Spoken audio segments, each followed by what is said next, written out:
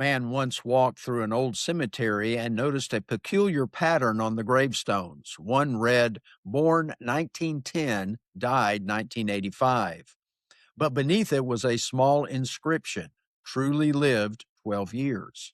Another stone showed a long lifespan, but only 5 years was marked as truly lived.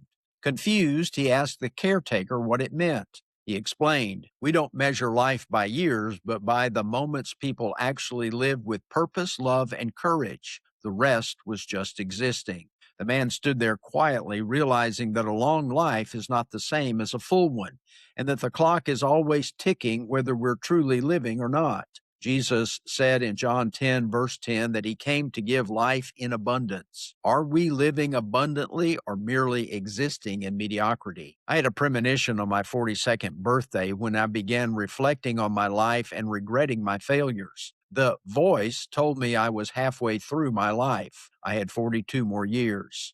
That was 30 fleeting years ago. Every premonition I've had in my life has proven to be true so far. Some were good, some were not so good, but they all happened. We shall soon see if this one follows suit. Greetings, Patriots. I'm Perry Green. Welcome to God in America, where faith and freedom unite in fruitful fulfillment. As a senior saint, I'm doing what I suspect most of us do in reflecting on my past, regretting my sins and mistakes, wishing for the opportunity to rerun those past scenarios to produce different outcomes. Of course, we don't get the luxury of take two. We can only go forward from where we are and do better with the wisdom we gain through the trial and error of our lives. So often we don't consider the certainty of the end of life. We tend to think that death is somehow going to pass over us, but the Bible clearly warns of its inevitability. As Moses begins to wind down his prayer in Psalm 90, he declares in verse 12,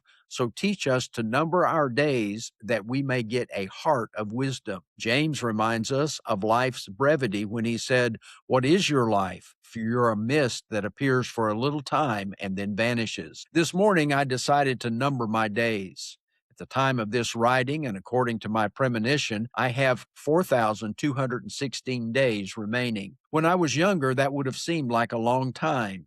Now that I have surpassed the 70 years, as Moses mentioned in Psalm 90, verse 10, I realize they will be the proverbial blink of an eye, as James described. Priorities I should have realized when I was younger are becoming clearer. While I wanted a successful ministry career, the more important goal was to have had a stronger relationship with God. The wise man wrote, "The end of the matter, all has been heard. Fear God and keep his commandments, for this is the whole duty of man."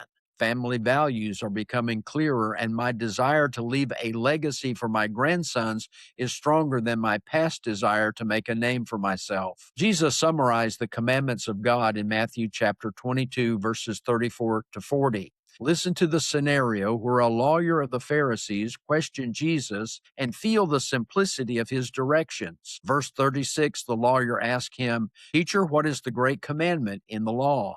And he said to him, "You shall love the Lord your God with all your heart and with all your soul and with all your mind. This is the great and first commandment. And the second is like it. You shall love your neighbor as yourself. On these two commandments depend all the law and the prophets." When we love God, we set out to keep his commandments, according to John 14, verse 15. God's commandments are not burdensome or grievous, as John said in 1 John 5, verse 3. They are for our benefit and are part of the owner's manual for our lives. God knows what makes us tick and what makes us happy in the long run. One striking observation of my life is this: we will never regret doing the right thing. We might think we do in the short term, but in the long, complying with God works for our benefit even when it is inconvenient or challenging. The founders understood that life is brief and we must fill our days with the pursuit of God's will in every arena of life. That's a biblical worldview that makes an impact, advancing the rule of God in people's lives. Listen to these quotes. Benjamin Franklin said, "Dost thou love life? Then do not squander time, for that is the stuff life is made of." We know life is short, and wasting time is wasting life itself. Thomas Jefferson wrote, "How much pain have cost us the evils which have never happened." Indirectly, he points out how quickly life is consumed by unnecessary worry, which is another way life is shortened in effect, if not in years. In a familiar quote, the fiery Patrick Henry exclaimed, "Is life so dear, or peace so sweet, as to be purchased at the price of chains and slavery? Forbid it, Almighty God."